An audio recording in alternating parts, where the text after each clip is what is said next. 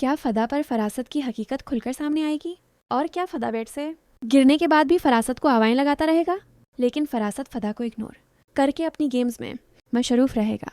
फदा के दिल में अब सनम के लिए नफ़रत पैदा होना शुरू हो गई है। फरासत ने बड़ी चालाकी से फदा को सनम से बदगुमान कर दिया है। सनम फदा को कॉल करती है। फदा, क्या तुम ठीक हो? तुम्हें कोई मसला तो नहीं हुआ? तुम्हें जानती हूँ कि हमारी मीटिंग बहुत सक्सेसफुल रही है। सनम अपनी अचीवमेंट्स फदा से डिस्कस कर रही थी, लेकिन फदा का ध्यान तो कहीं और ही था। सनम यह बात महसूस कर लेती है और कहती है, फदा, तुम्हारी तरफ से ये आवाज़ें कैसी आ रही हैं? फदा जवाब देता है, फरासत अंकल और बाकी कुछ मोहल्लेदार यहाँ पर कैरम बोर्ड खेल रहे हैं, इन्हीं की आवाज़ें होंगी। सनम का बहुत गुस्सा आ जाता है। वह गुस्से से फदा को डांटने लगती है।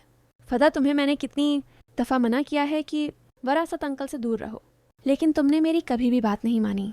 अभी भी देखो मैं घर से बाहर क्या निकली हूँ।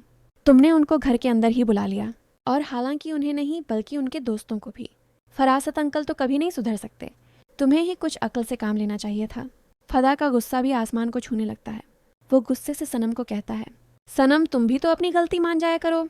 तुम अपने बीमार शौहर को घर पर अकेला छोड़कर खुद अपनी मीटिंग्स में बिजी रहोगी तो मैं तो किसी को घर में बुलाऊंगा ना। क्या मैं पागलों की तरह अकेला इस पूरे घर में बैठा रहूं जिसमें मैं किसी से बात भी ना कर सकूं? मुझे बहुत दहशत हो रही थी, इसीलिए मैंने इन लोगों को यहाँ बुला लिया। कभी अपनी गलती मना करो। हमेशा दूसरे का कसूर नहीं होता, कभी तुम्हारा भी कसूर होता है। यह कहकर फदा फ़ोन बंद कर देता है। सनम के पैरों के नीचे से ज़मीन निकल जाती है, क्योंकि सनम का भी सोच भी नहीं सकती थी कि फदा इससे इस तरीके से बात करेगा। सनम काफ़ी ज़्यादा परेशान हो जाती है। तीमूर सनम के पास आता है और कहता है, तुम इतनी परेशान क्यों लग रही हो?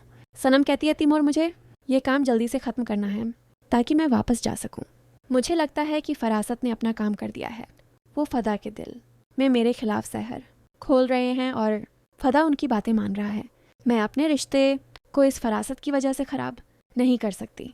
तीमूर कहता है, सनम, तुम परेशान ना हो, हम जल्द ही घर वापस चले जाएंगे। दूसरी तरफ फरासत सिर्फ फदा के साथ हमदर्दी जता रहा है, क्योंकि वो सनम से बदला लेना चाहता है। उसे फदा की कोई भी फिक्र नहीं। फदा बेड से उठते हुए ज़मीन पर गिर जाता है और बार बार फरासत को आवाज़ें लगाता है, लेकिन फरासत जानबूझकर फदा की आवाज़ों को इग्नोर करता है और अपनी गेम खेलने में मशरूफ़ रहता है। फदा बेचारा ज़मीन पर पड़ा सबको आवाज़ें देता है, लेकिन कोई भी उसकी मदद को नहीं आता। फरासत खामोशी से उठता है और अपने घर वापस चला जाता है।